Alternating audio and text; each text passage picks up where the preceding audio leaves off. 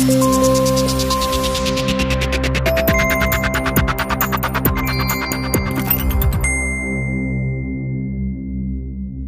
predatory woman who duped girls as young as 13 into thinking she was a teenage boy so she could sexually assault them has been jailed for 8 years. Gemma Watts, 21, would hide her long hair beneath a baseball cap and wear jogging bottoms and a hoodie as part of her disguise as 16-year-old Jake Watton. Watts was adept at both manipulating people and the continuing subterfuge, prosecutor Barnaby Shaw told her sentencing hearing at Winchester Crown Court on Friday. Police believe Watts, who once dreamed of playing professional football, possibly assaulted between 20 and 50 girls who did not realize she was a woman. One of her teenage victims, in an impact statement read to the court, said that her heart exploded when police revealed Watts' true identity to her. In one instance, Watts sexually assaulted the girl in her mother's bedroom.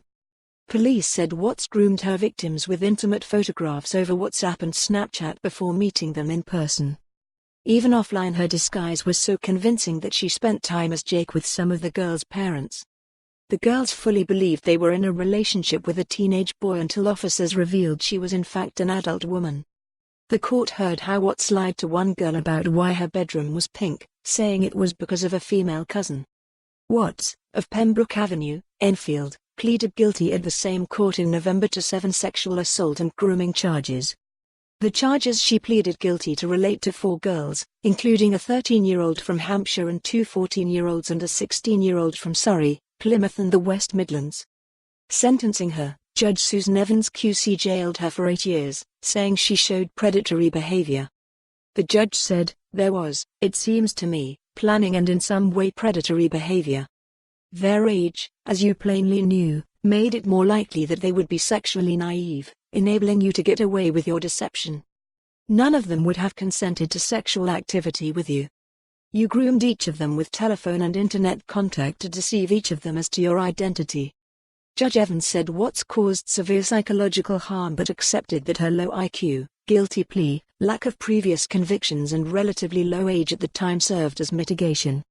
As part of her deception, Watts, who lived at home with her mother in Enfield, North London, shared skateboarding videos, used teenage slang and flattered them with complimentary messages, calling them babe or other pet names. Prosecutor Barnaby Shaw said, the defendant practiced a persistent course of deceit on 4 young teenage girls and indeed members of their family. These victims were not consenting to sexual activity because they were deceived into thinking that Gemma Watts was a. For more on this story, visit the news article link.